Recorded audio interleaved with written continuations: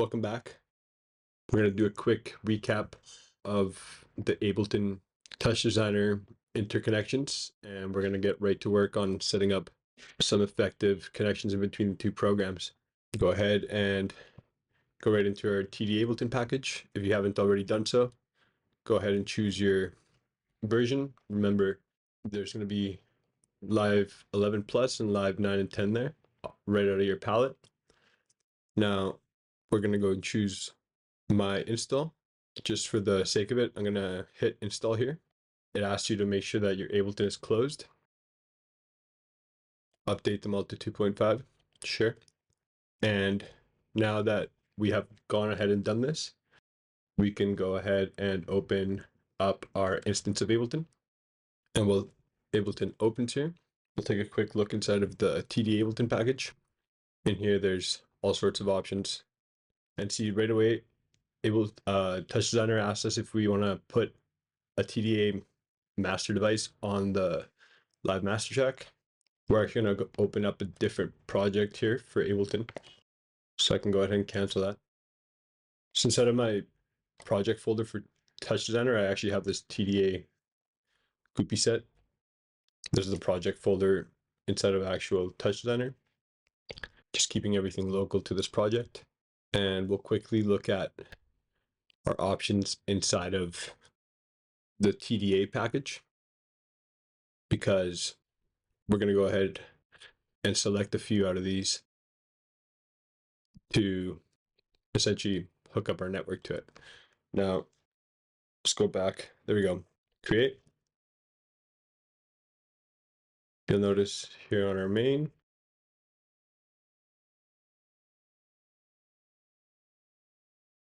Ableton's just being a little slow. It's just opening the project altogether. If we go to our main,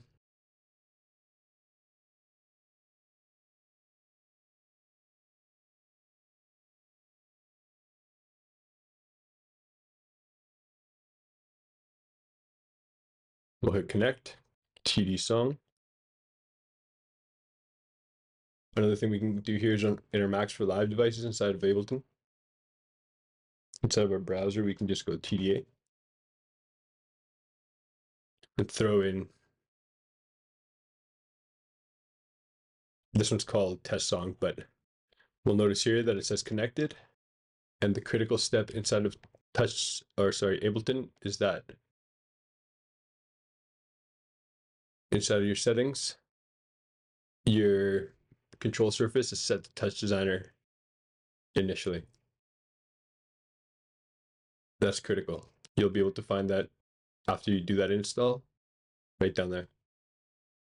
Now, what we're going to do here is we're going to go ahead and enter our TDA, and we're going to hit copy on the Ableton song 1. And instead of our network, we're going to paste it. And we got Ableton song 1.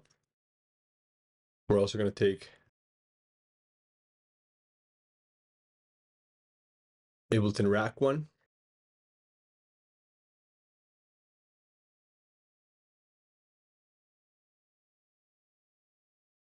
Ableton track 1. Ableton chain. Ableton value listener. Ableton parameter. Ableton level. And we'll take Ableton mapper. So we're going to copy all those. Oops. And paste them outside of our network. Oh.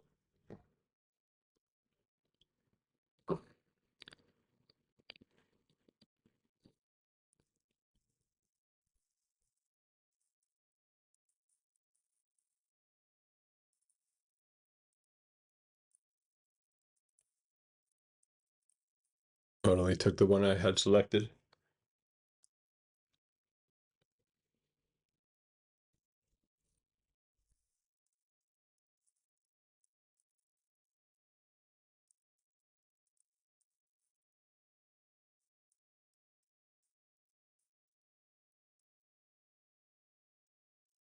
So one at a time, I guess.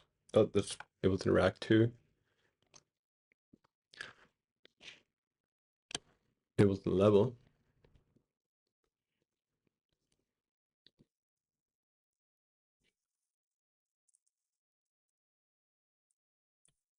I got Ableton Song already, Ableton Track I want.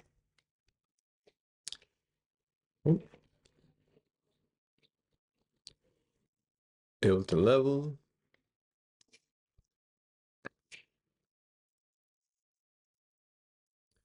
Ableton Chain, Ableton Clip Slot. Ableton Mapper we're gonna want.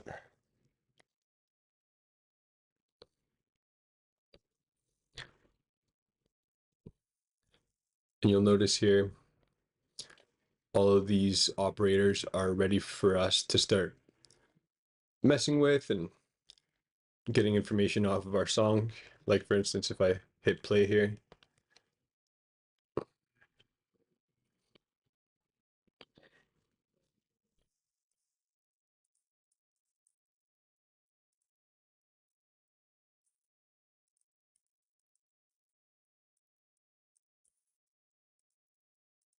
I can actually control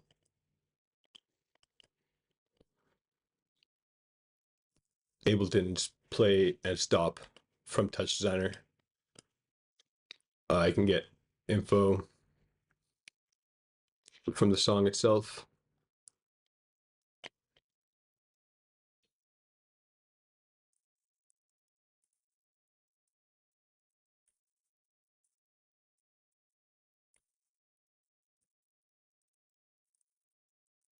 We're also going to go into Ableton Rack.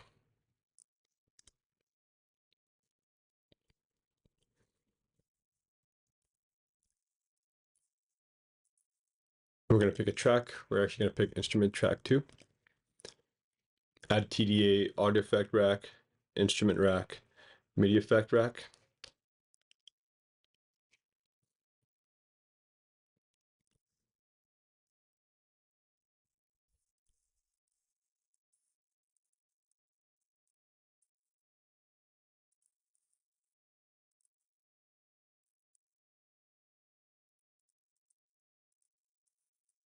And actually our macros right away are ready to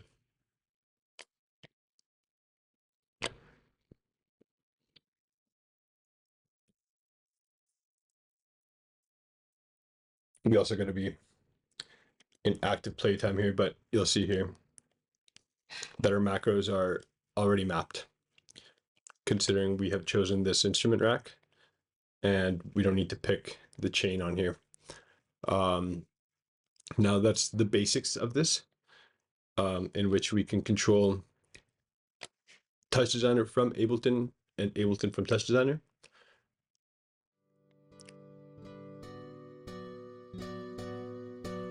Hey, so this video series is going a little bit longer than I expected, and I'm going to chop it up into 3 segments.